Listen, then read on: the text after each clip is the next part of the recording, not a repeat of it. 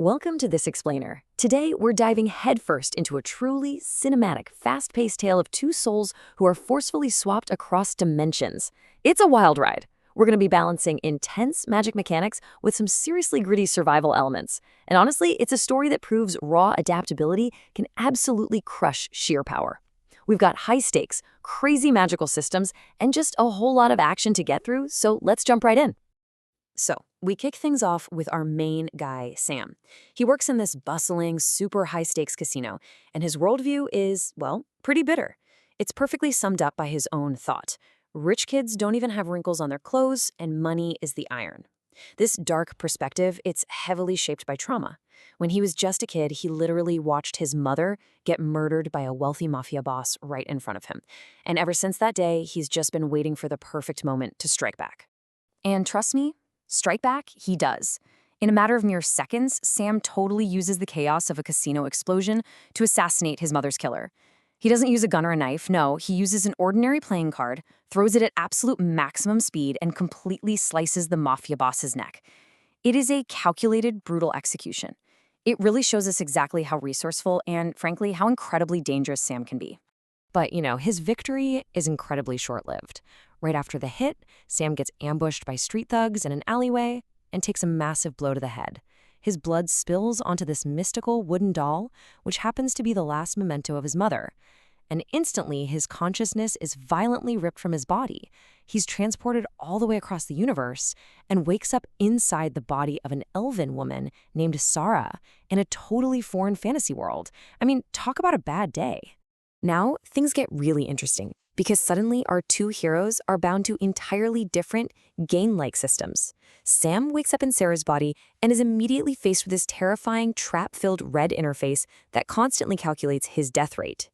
Meanwhile, Sarah, who has actually been swapped into Sam's body back on Earth, discovers a highly tactical blue interface, and hers calculates her success rate for any given action. It is such a brilliant contrast. Over on Earth, Sarah doesn't even get a second to breathe before she's attacked by those exact same street thugs. But she figures out that by effortlessly dodging their punches, she can build her success rate point by point. Once she hits that magic number of 70%, she successfully chants her seed magic, and get this, she causes deadly vines to literally sprout from within her attackers. It's super gruesome, but hey, it's a highly effective way to eliminate a threat when you're trapped in a modern world that is completely devoid of natural mana. Flipping back to the fantasy world, Sam checks his new stats and realizes he is essentially playing on ultra hard mode. Because he's possessing this high-ranking elf, his intelligence and charisma are totally maxed out, but his strength and vitality, frighteningly low. And worse still, his magical elements are sitting at absolute zero. But Sam is smart. He discovers a loophole.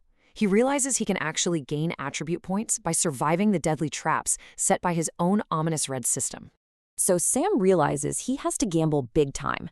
He intentionally triggers a trap with a 30% death rate. He purposely uses a spell mid-air to throw himself off a flying monster, all just to earn enough points to survive. He gambles his actual life, gets saved at the very last possible second, and earns exactly enough points to max out his vitality attribute at a perfect 100. And let me tell you, hitting that 100 vitality threshold is an absolute game changer.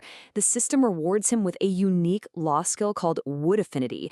This grants him a massive 300% power boost to all wooden spells.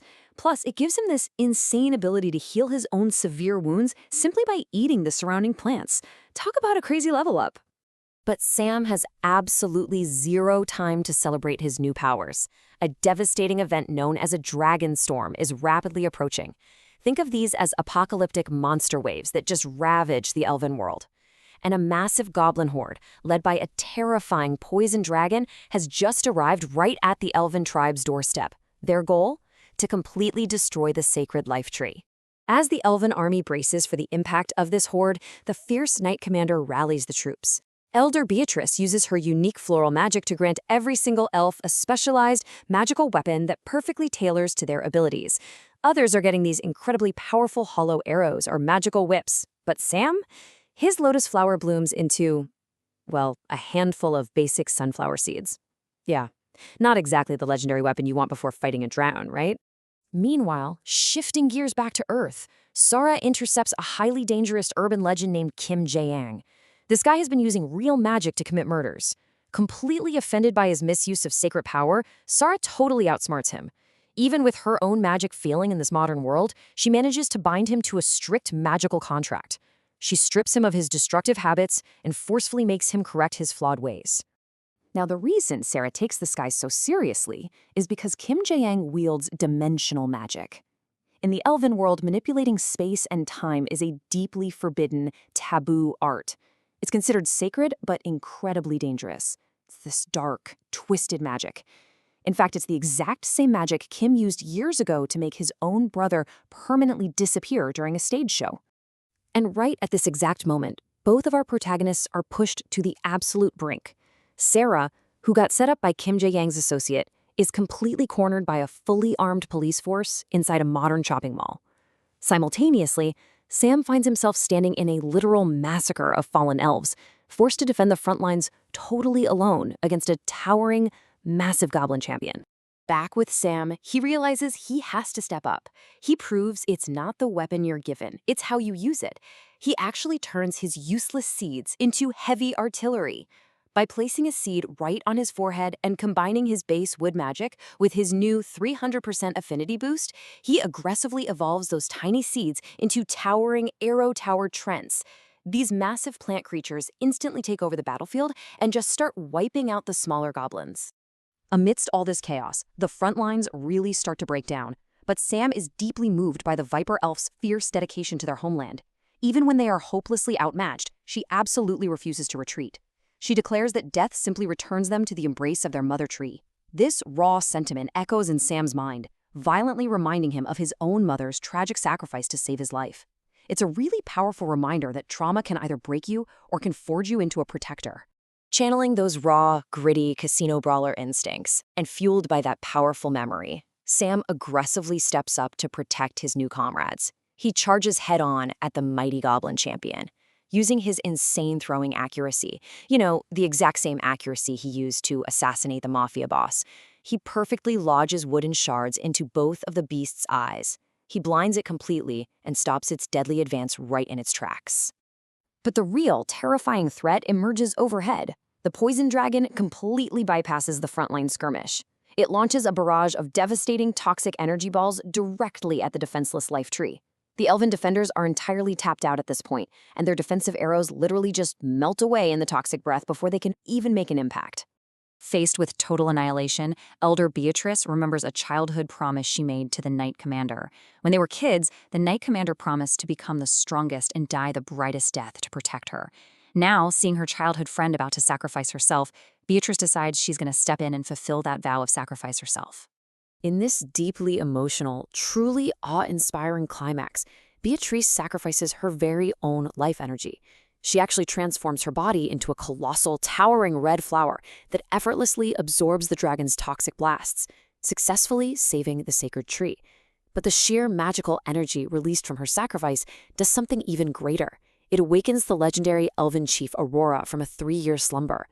Just as the newly revived Chief Aurora prepares to fight, the plot twists so dramatically. A mysterious, completely terrifying bone angel suddenly teleports onto the battlefield. With just a single strike of his bone sword, he effortlessly executes the mighty poison dragon like it's absolutely nothing. He absorbs its energy and then casually declares to the chief that the elven age is coming to an end. Outraged by this insane new threat, the Knight Commander makes her frantic final stand. She unlocks her hidden, ancient Blood Elf lineage.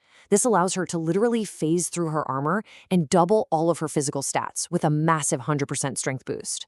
But the tragic reality sets in really quickly, because even with her ultimate power unlocked, she is completely and hopelessly outmatched by the Bone Angel. The Bone Angel moves in for the kill. Sam's red system starts flashing wildly, screaming that he has a massive 98% chance of dying if he acts. I mean, imagine a heads-up display literally screaming that you have a 98% chance to die and jumping in anyway. Despite this terrifying death rate, Sam bravely intervenes. He throws a wooden arrow with perfect precision, deflecting the angel's sword just enough to save the Knight Commander's life, and buying exactly enough time for Chief Aurora to step in and protect him. At the exact same time, in a heart-stopping parallel over on Earth, Sarah makes a desperate play to escape the armed police force. She confidently leaps from a high mall balcony, totally intending to use her plant magic on a giant Christmas tree below to break her fall. But midair, she realizes a horrifying modern truth we have all fallen victim to.